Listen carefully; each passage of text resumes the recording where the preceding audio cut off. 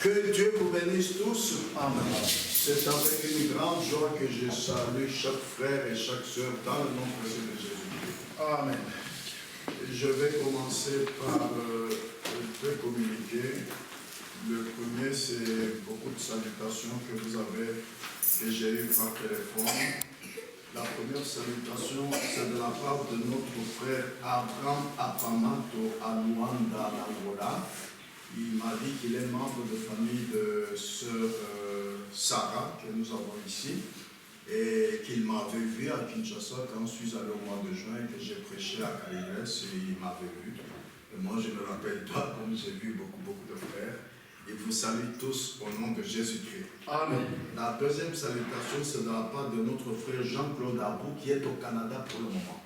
Il est ici en Belgique, mais pour le moment, il est en voyage au Canada. Il revient dans une semaine ou dans 10 jours. Il vous a tous salués au nom de Jésus-Christ. Amen. Et la troisième salutation, c'est de la part du frère Kazadi, pasteur de l'Assemblée de Mampala à Lubumbashi. Il vous a tous salués au nom de Jésus-Christ.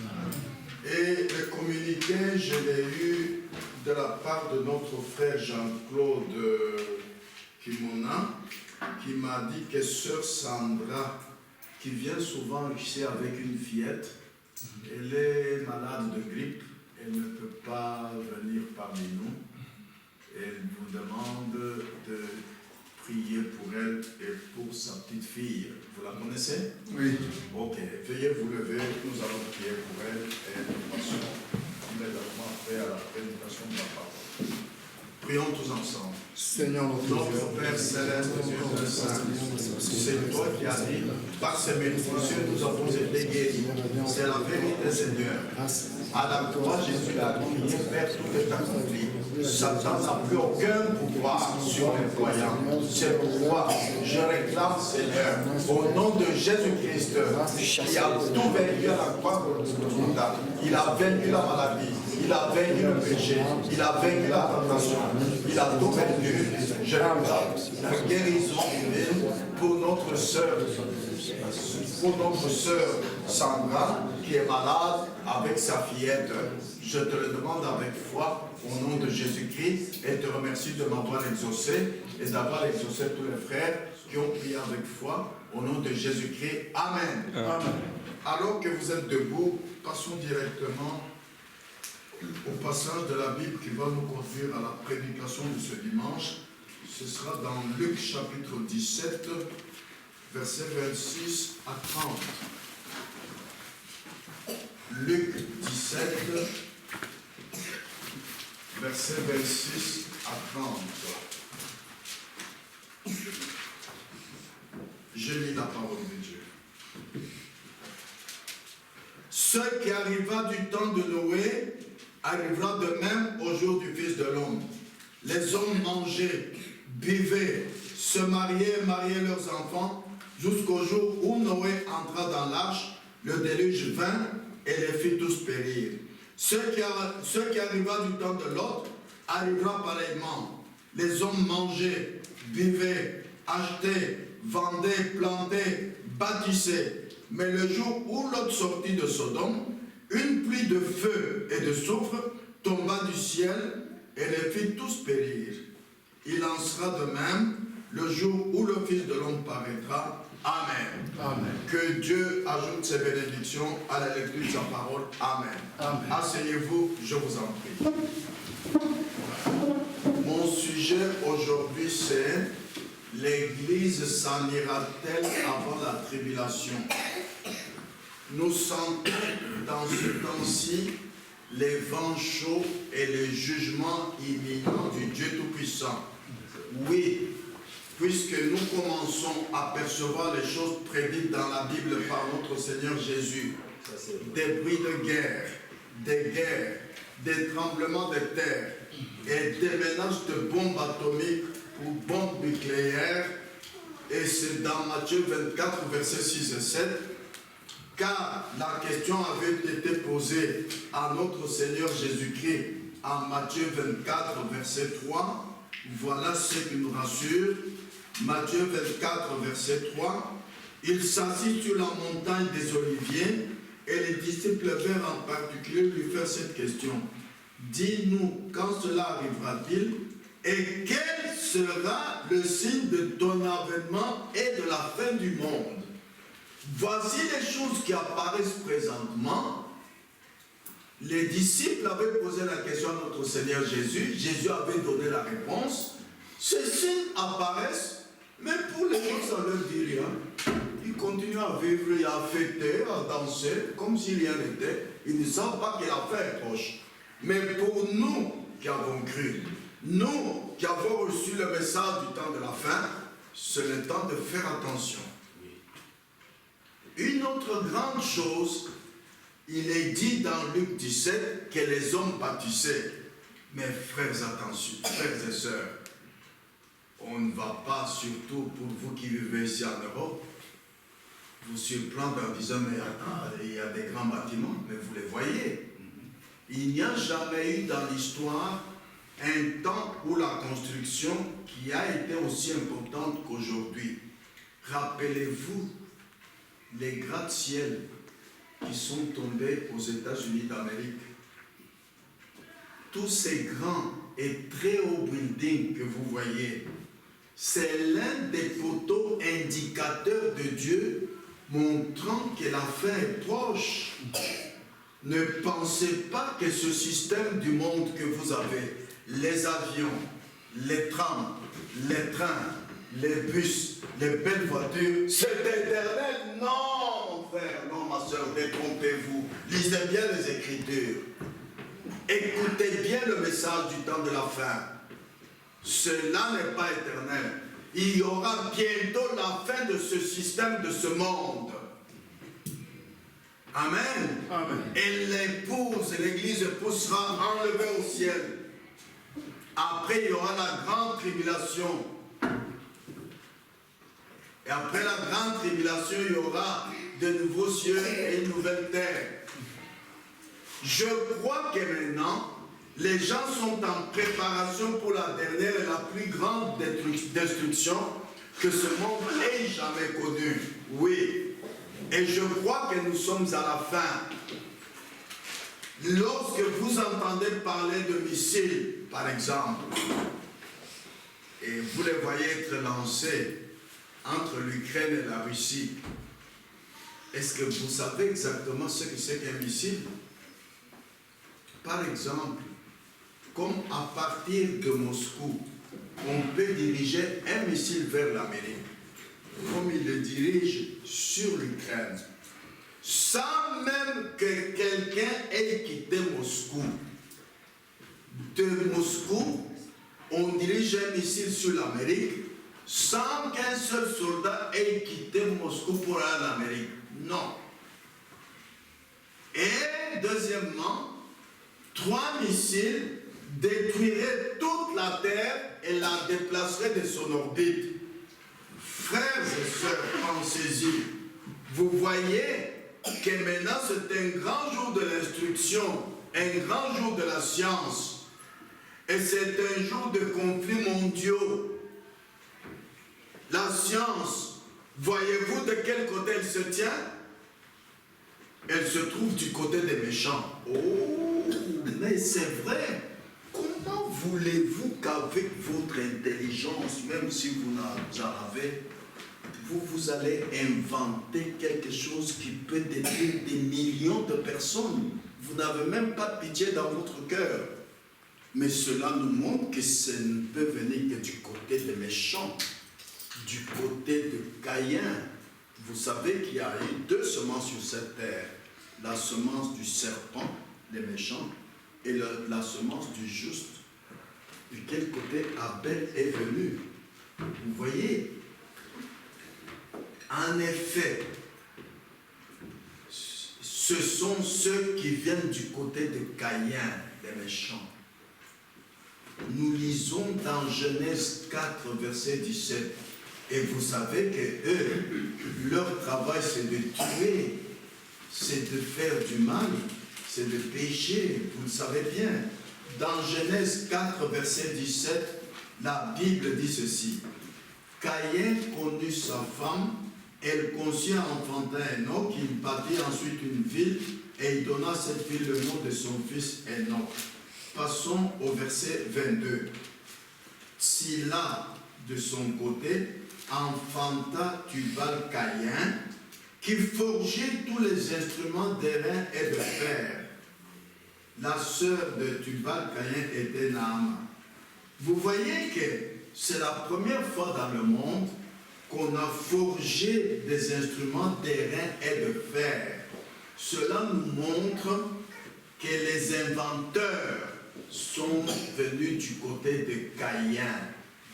Les savants, les gens intelligents sont venus du côté de Caïn. C'est pourquoi, frères et sœurs, détrompez-vous d'utiliser l'intelligence quand vous entendez la parole de Dieu. C'est du diable. Un enfant de Dieu, quand il entend la parole de Dieu, il sait que Jésus a dit, je te loue, Père, d'avoir caché ces choses aux sages et aux intelligents, et que tes enfants ont utilisé l'intelligence pour les connaître. Non, tu les as révélés. Un enfant de Dieu attendra la révélation de Dieu. Il ne va pas chercher, non, mais écoutez, mais c'est écrit là, non, mais frère Branham m'a dit, non, mais vous avez... Non. Ça, ce n'est pas la foi. Ça vient du diable. De chercher quelque chose par l'intelligence. Non, mon frère, non, ma soeur. Pour les enfants de Dieu, comme Abel, regardez quand ils sont allés offrir une offrande avec Caïn. Caïn a réfléchi, il a dit oui, comme la parole de Dieu dit, que Dieu aime toujours la première chose, Dieu aime la chose qui est plus belle, Dieu aime la grande chose, je vais lui donner les plus beaux fruits de mon champ. Il a utilisé l'intelligence et Dieu a refusé son offrande. Mais Abel a attendu jusqu'à ce que Dieu lui a révélé, il faut le sang. Alléluia! Amen. Cela vous enseigne que quand Caïn était à offrir une offrande avec Abel, c'est que tous les deux allaient à l'église. Les démons sont ici. Satan ne peut pas te défendre de venir à l'église. Non. Mais il va te défendre, il va t'empêcher de suivre Christ. Venir à l'église, il te laissera venir à l'église. Faire une offrande, il te laissera faire une offrande. Prier toute la nuit, il te laissera prier toute la nuit. Caïn le faisait. Mais quant à attendre la révélation, il n'attendra pas. C'est pourquoi faites attention, frères et sœurs. Tous les tiraillements que vous voyez dans les groupes du message du temps de la fin, c'est parce qu'il y en a qui attendent la révélation, mais il y en a qui réfléchissent. Il lit les brochures de Frère Branham, il lit la Bible, il trouve une conclusion. Ce n'est pas cela la foi. Dieu s'attend à ce que ses enfants se confient en lui pour tout ce qu'ils possèdent. Et que dit la Bible pour ceux qui se confient en l'Éternel, lisons dans Proverbe 29, verset 25. Proverbe 29, verset 25 déclare ceci. La crainte des hommes tend un piège, mais celui qui se confie en l'Éternel est protégé. Amen. Vous allez le découvrir tout de suite. Lorsque Lot sortit de Sodome, il a été protégé par Dieu parce qu'il a eu le message de Dieu par deux anges. Le message de Dieu a toujours été la délivrance juste avant la fin des temps. Oui, Noé prêcha de la délivrance et les gens rirent de lui. Les gens le ridiculisèrent et les gens se moquèrent de lui. Mais rappelez-vous, avant qu'une goutte de pluie ne tombe, Noé entra dans l'arche et était délivré. Avant que le feu ne tombe, Lot était hors de Sodome et était délivré. Parce qu'ils ont ceci. L'ange avait dit ceci à Lot. Genèse 19, verset 22. Genèse chapitre 19, verset 22. Soyez attentifs aujourd'hui pour découvrir ensemble avec moi qu'est-ce que c'est que le message. N'oubliez pas que les gens nous appellent des branhamistes. Chaque fois que le message a été prêché, les gens du monde s'en moquent. Mais le message, c'est la délivrance. Le message, c'est la grâce de Dieu. Le message, c'est Dieu qui vous protège. Je lis Genèse 19, verset 22.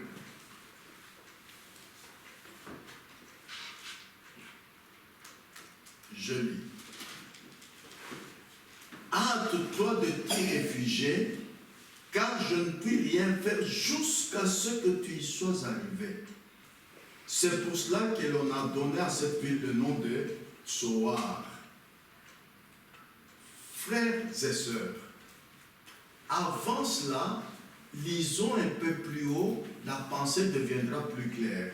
Versets 15 et 16, 19, 15 et 16. Même le verset 12. Les hommes dirent alors, qui as-tu encore ici, gendre, fils et tout ce qui t'appartient dans la ville? Fais-les sortir de ce lieu. Lot a eu le message par les anges pour sortir de Sodome. Écoutez le verset 15. Dès l'aube du jour, les anges insistèrent auprès de Lot en disant, lève-toi, prends ta femme et tes deux filles qui se trouvent ici, le jour, de peur que tu ne périsses dans la ruine de la ville. Et comme il tardait, les hommes le saisirent par la main, lui, sa femme et ses deux filles. Quand l'Éternel voulait l'épargner, ils l'amenèrent et le laissèrent hors de la ville. Vous voyez qu'est-ce que c'est qu'un message? Un message est toujours urgent. Il vient quand le danger est tout proche. Et c'est urgent. Maintenant, comme nous avons lu en Proverbe, que celui qui se confie en l'Éternel est protégé, le message vient pour vous protéger de ce mal qui va venir tout de suite. Et comme Lot a eu le message que Sodome et Gomorrhe allaient être brûlés, comme il tardait, ce sont les anges qui l'ont aidé à vite sortir. Vous voyez ce que c'est qu'être protégé? Amen. Amen. Après, ensuite, ils lui ont dit, tant que tu ne seras pas sorti, nous allons freiner le feu. Ah, voilà la délivrance, j'aime ça. Vous allez voir qu'est-ce que ça signifie quand nous arrivons dans notre temps. Vous voyez la protection divine? La Bible dit, ce qui arriva du temps de Noé arrivera de même au jour du Fils de l'homme. Ce qui arriva du temps de Lot arrivera pareillement. Ce message, notre message, a été proclamé et on en rit simplement. On s'en est moqué, comme si on racontait un conte à dormir debout. Mais pourtant, c'était un message de miséricorde, c'était un message de grâce, c'était un message de délivrance et c'est exact.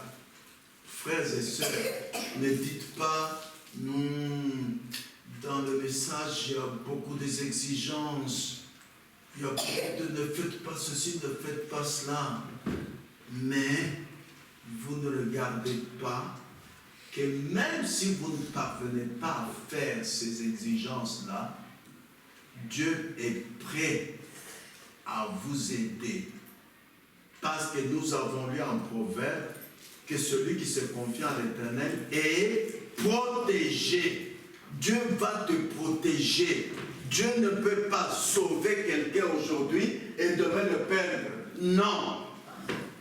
C'est pourquoi le message a été proclamé. On en rit, on se moque de nous, mais c'est un message de miséricorde, c'est un message de grâce, c'est un message de délivrance, c'est un message qui nous protège, et c'est exact, car aujourd'hui, sachez-le, l'ange de destruction retient la main de la Russie avec les bombes atomiques. Vous connaissez bien que la prophétie a été donnée par Frère Branham que la fin de ce système se fera entre deux pays, entre l'Amérique et la Russie. Et les deux pays ont des bombes atomiques. C'est celui qui appuiera sur le bouton le premier qui lancera la bombe qui va détruire l'autre. Et vous savez que ce monde est divisé en deux groupes. Même dans la guerre à l'Ukraine, la Chine est du côté de Moscou, de la Russie. Vous voyez, il y a des pays qui sont du côté des États-Unis d'Amérique. Il n'y a que deux alliances, les États-Unis d'Amérique et la Russie. Et le monde entier est divisé en deux groupes. Et les deux groupes, les deux alliances ont des bombes atomiques. Mais voilà pour nous la joie de croire le message. Nous ne devons pas trembloter parce que aucun des deux pays ne pourra appuyer sur le bouton pour lancer la bombe atomique sans que Dieu le lui ait autorisé. Dieu est le Tout-Puissant, il est le plus fort, il est celui qui conduit le monde entier. Amen. Comme celui qui appelle l'épouse, avant que l'épouse soit prête et n'ait quitté la terre, Dieu retiendra la main de Moscou pour lancer la bombe atomique. Ils ne lanceront pas. Amen. Amen. Alléluia. Ça nous donne la joie quand nous entendons ça. Amen. Aujourd'hui, l'ange de la destruction retient la main de la Russie avec les bombes atomiques jusqu'à ce que l'Église soit unie comme un seul grand corps de Christ. Comme l'ange avait retenu le feu qu'il ne tombe sur Sodome et Gomorrhe avant que Lot et sa famille soient sortis. Amen.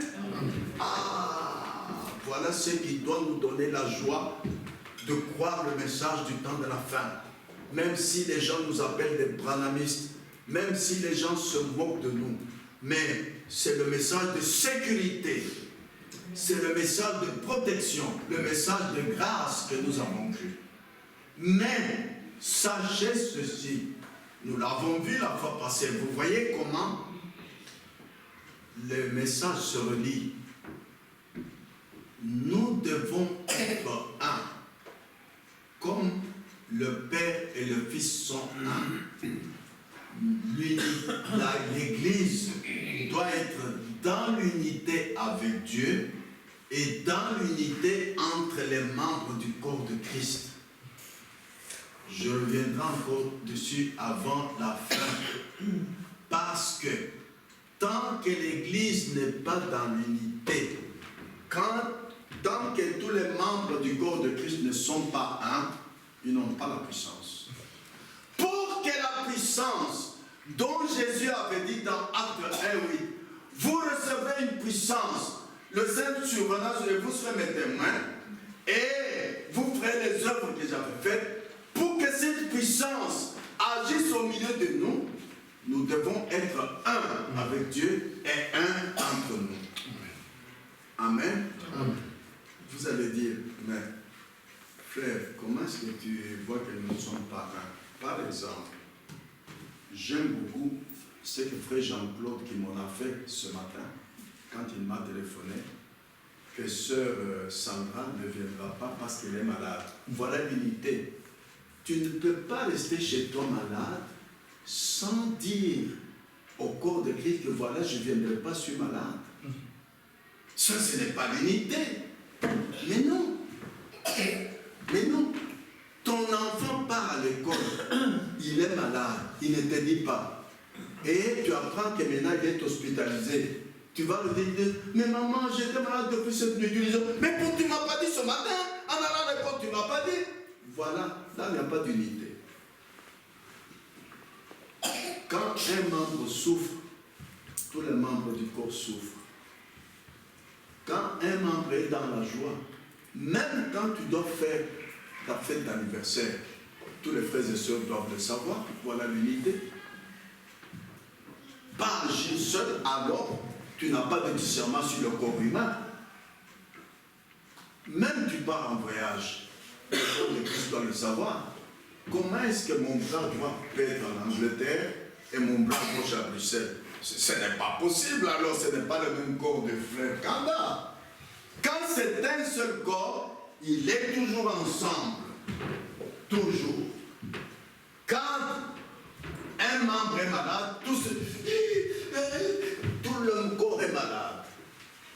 Vous ne pouvez pas avoir mal au pied et aller danser avec un pied. Mais non, ce n'est pas possible.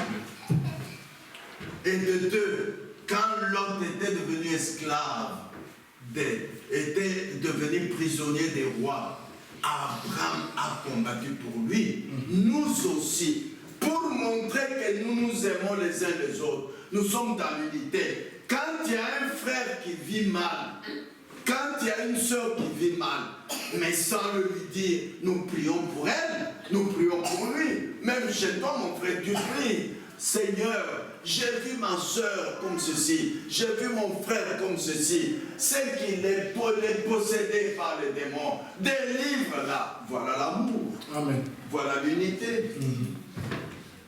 Aujourd'hui, les gens ne parlent pas de l'unité du corps de Christ.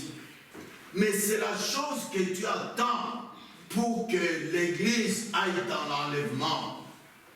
C'est la chose que Dieu attend pour que la puissance du Saint-Esprit soit manifestée dans l'Église. Ce qui arrivera du temps de l'autre arrivera pareillement.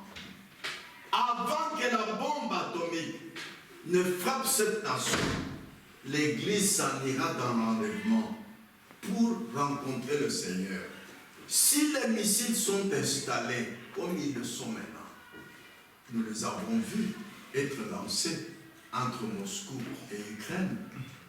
Il y a eu même un missile la semaine passée qui a provoqué une panique parce qu'il y a un missile qui est tombé à Pologne. Un missile. Alors, on se demandait est-ce que ça vient de l'Ukraine ou ça vient de Moscou.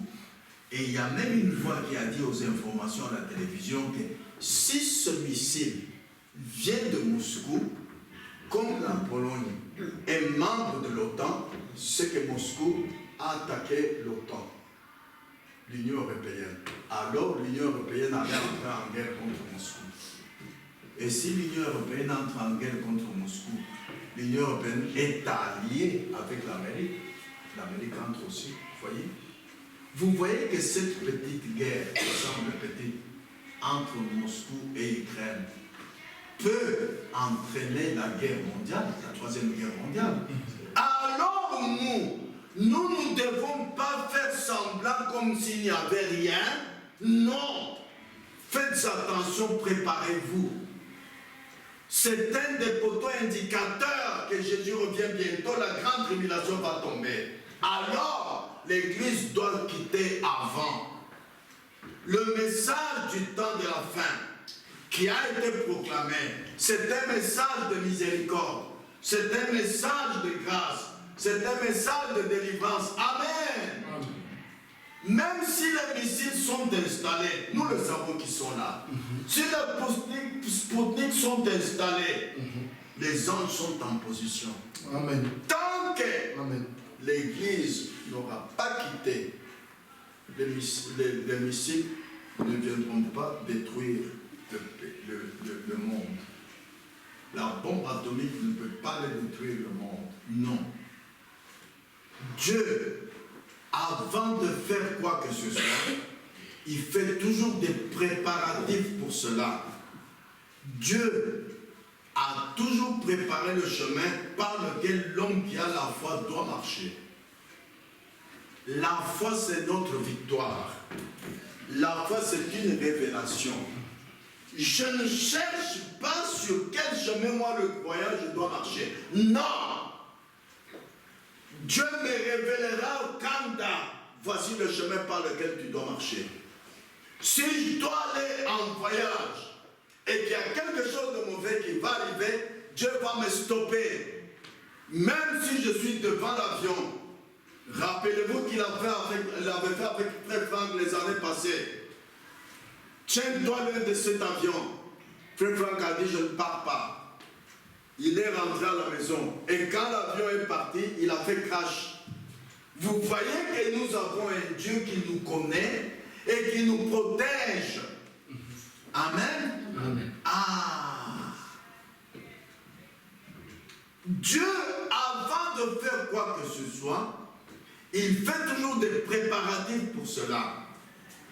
Et Dieu a toujours préparé le chemin par lequel l'homme qui a la foi doit marcher. C'est pourquoi, quand vous êtes un véritable croyant, vous devez être en connexion avec le surnaturel. Vous devez avoir l'expérience d'entendre la voix de Dieu qui te parle. Ah! Tu n'attendras pas la première fois, tu entends la voix qui te dit, monte ici. Ah non! Non, non. Dieu prépare nos mains au combat, dit la Bible. Pour que tu entendes la voix de Dieu le jour de l'enlèvement, tu dois déjà l'entendre maintenant. Alors quand tu ne l'entends pas, dis-le lui. Dieu donne à l'homme ce que son cœur désire. Désire cela. Seigneur, comment depuis que j'ai cru, je n'entends pas ta voix? Fais-moi entendre ta voix. Amen. Moi, votre frère, je posais beaucoup de questions à mon père. Je connais plus dans ma famille, nous étions en 4, je connais plus que tous les autres 3 enfants. Mon père a répondu à beaucoup de mes questions. Il en est du même pour notre Père Céleste. Désirez des choses dans votre cœur que vous entendez dans les prédications. Et dites-la à Dieu. Seigneur, j'ai entendu aujourd'hui le prédicateur dire ceci, mais moi ça ne m'arrive pas. Mais je suis sauvé, c'est toi qui m'as sauvé. Mais j'ai la foi, Seigneur. Je marche sur le chemin de la foi par ta révélation. Mais fais-moi voir cela. Alors il te fera voir ça. Dieu a toujours préparé le chemin par lequel l'homme qui a la foi doit marcher. Si tu as des erreurs dans ta marche, c'est Dieu qui viendra te tirer en dehors de ces erreurs. Ce n'est pas par ta puissance charnelle, ce n'est pas par ta connaissance charnelle, non, c'est Dieu. C'est la foi qui est notre victoire. Dieu prépare toujours les gens pour les événements qui sont sur le point d'arriver. C'est ce qu'il a fait avec Noé, c'est ce qu'il a fait avec l'autre. Ce qui arriva du temps de Noé arrivera de même au jour du Fils de l'homme. Dieu avait dit ceci à Noé. Lisons Genèse 16, 6, 13.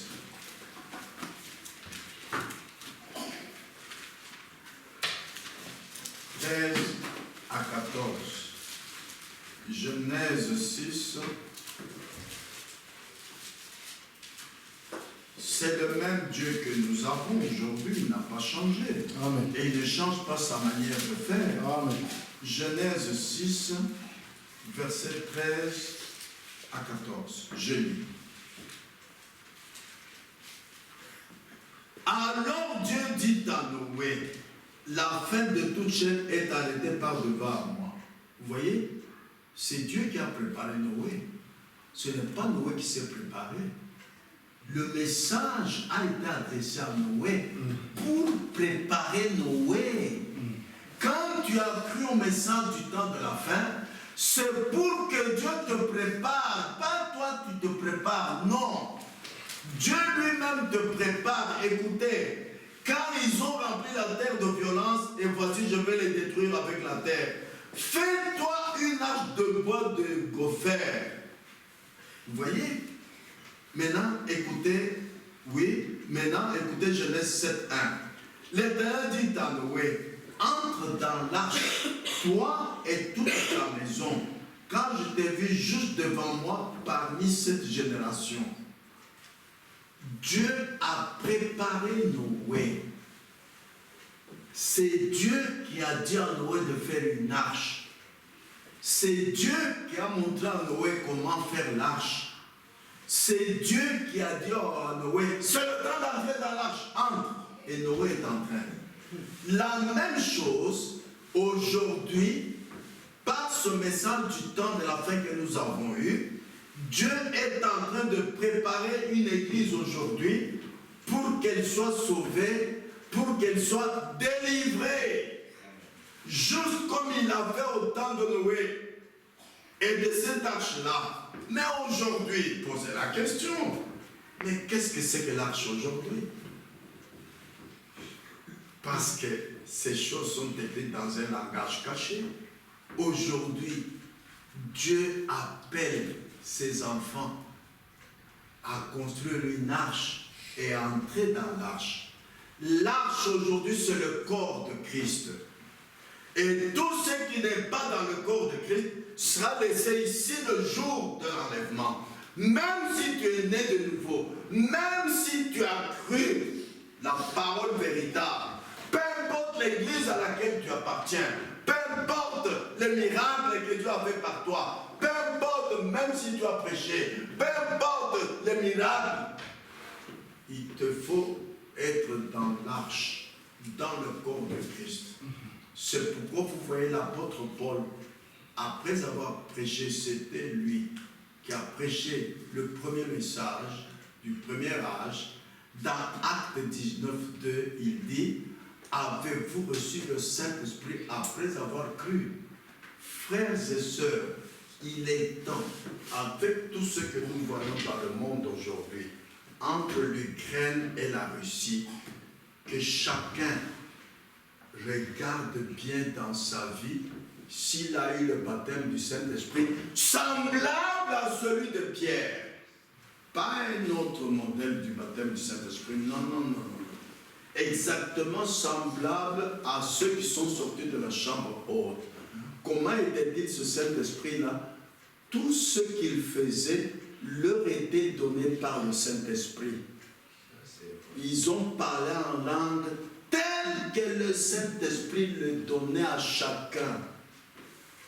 1 Corinthiens 12 dit aussi: tous les dons du Saint-Esprit, toutes les manifestations du Saint-Esprit, tout, la sagesse, la foi, la connaissance, le Saint-Esprit le donne à chacun tel qu'il le veut lui-même. C'est la volonté de Dieu. Alors, les œuvres qui seront manifestées dans ta vie, ce ne sont pas tes œuvres à toi, et si c'est à toi, Dieu n'en veut pas. Garde ça. Dieu n'en veut pas. Dieu veut les œuvres du Saint-Esprit au travers de toi. Voilà le modèle du Saint-Esprit que les 120 personnes ont eu dans la chambre haute. Ça reste le modèle pour tout le Nouveau Testament. Tous les 7 âges de l'Église. Et aujourd'hui, on n'en parle presque pas. Chacun dit: mais il y a des années, mais moi j'ai été baptisé au nom de Jésus-Christ dans l'eau et j'ai reçu le baptême du Saint-Esprit. Quand tu as reçu le baptême du Saint-Esprit, tu dois seulement te taire jusqu'à ce qu'un de tes collègues, un de tes voisins, un membre de famille te dise: ah, mais toi tu as changé.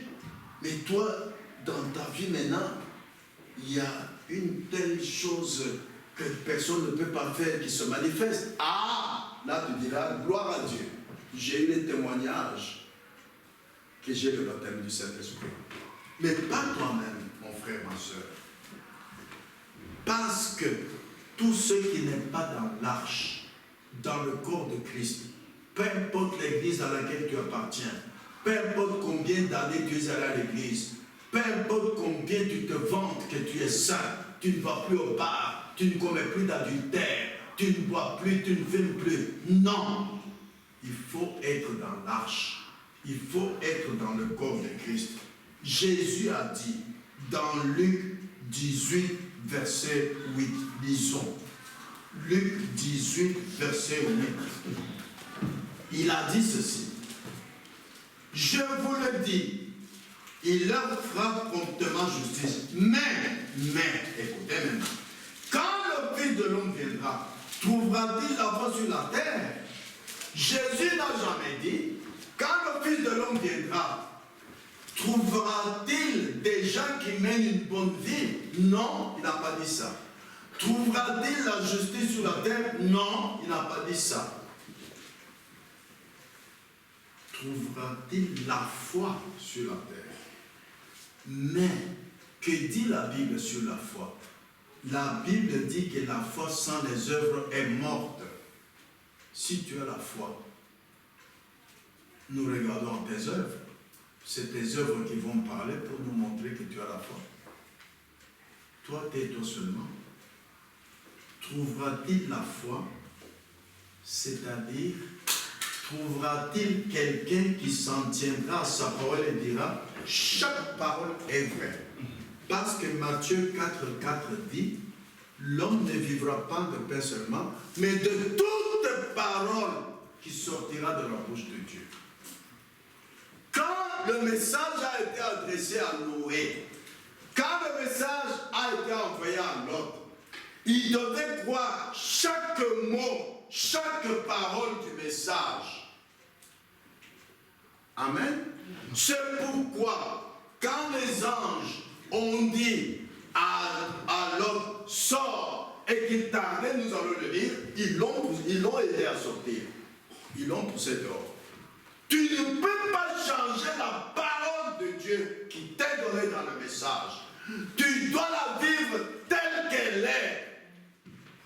Et tu ne dois pas réfléchir pour la comprendre. Tu dois en avoir la révélation. Ou alors, tu n'as pas la foi.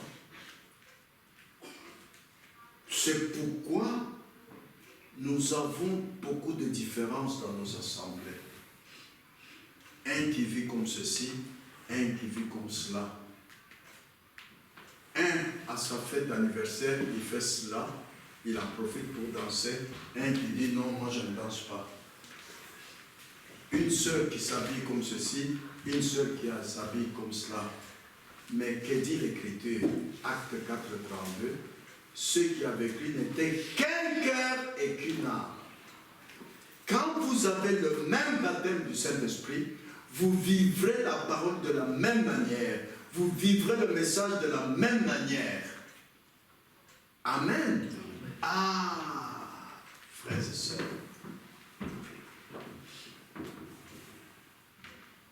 Si vous entendez cela, c'est maintenant le dernier message avant que le monde ne soit brûlé. Remarquez que l'ange qui amena le feu, c'est le même ange qui fit les miracles. Ah, ça, soyez attentifs, écoutez bien.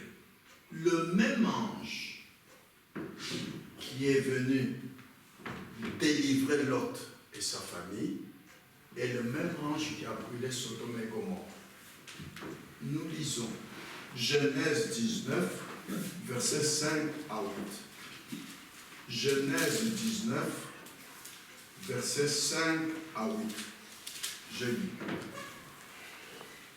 Ils appelèrent Lot et lui dirent, les gens de Sodome, quand ils ont vu les deux anges entrer chez Lot, ils appelèrent Lot et lui dirent, où sont les hommes qui sont entrés chez toi cette nuit?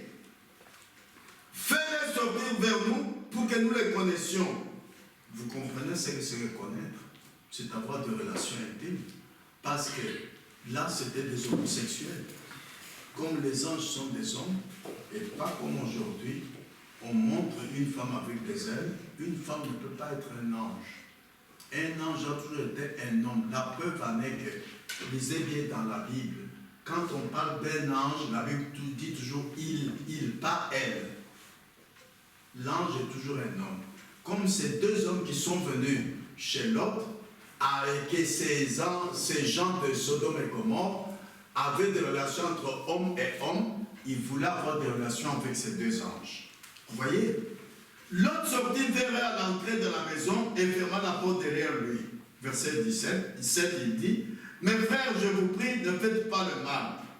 Voici, j'ai deux filles qui n'ont point connu d'homme. Je vous les amènerai dehors et vous leur ferez ce qu'il vous plaira. Seulement ne faites rien à ces hommes, puisqu'ils sont venus à l'ombre de mon toit. » Vous voyez ce que Lot a répondu. Lui, il avait peur que ces gens ne fassent pas du mal à ces deux hommes qu'il a reçus chez lui. Mais maintenant, regardez ce que ces deux hommes vont faire. Lisons le verset 10 et 11. Les hommes étendirent la main, firent rentrer l'autre vers eux dans la maison et fermèrent la porte. Et ils frappèrent d'aveuglement les gens qui étaient à l'entrée de la maison, depuis le plus petit jusqu'au plus grand, de sorte qu'ils se donnèrent une peine inutile pour trouver la porte. Ces deux anges étaient venus avec le message de délivrance pour délivrer l'autre. Quand maintenant l'autre était en danger, c'est eux qui ont sauvé l'autre du danger pour que les gens de Sodome ne lui fassent pas du mal. C'est eux, lisons encore, verset 16, Genèse 19, 16, comme il tardait, comme l'autre tardait, les hommes le saisirent par la main, lui, sa femme et ses deux filles, car l'Éternel voulait l'épargner. Vous voyez, c'est le message de délivrance. Quand tu ne parviens pas à le vivre, le Saint-Esprit te le fera vivre. Est-ce que vous aviez pensé à ça? Ne dites pas toujours non, ce sont des choses difficiles qu'on nous prêche, qui peuvent vivre cela, non, écoute, non. Quand tu ne parviens pas à vivre, le Saint-Esprit te le fera vivre. Rappelez-vous quand Frère Branham, qui est prophète, j'aime toujours prendre cet exemple qui est facile, a menti au téléphone. Il a commis l'iniquité. Maintenant, il voulait aller prêcher pour un malade. C'est le Saint-Esprit qui l'a convaincu de son iniquité pour qu'il se repente. Amen. Même quand tu transgresses la parole de Dieu, puisque c'est le message de délivrance, Dieu n'aimerait pas que tu rates l'enlèvement. Il va te délivrer du mal. Il va te protéger du mal. Ceux qui se confient en l'Éternel sont protégés. Ayez confiance en Dieu. Ayez tellement confiance de ne pas critiquer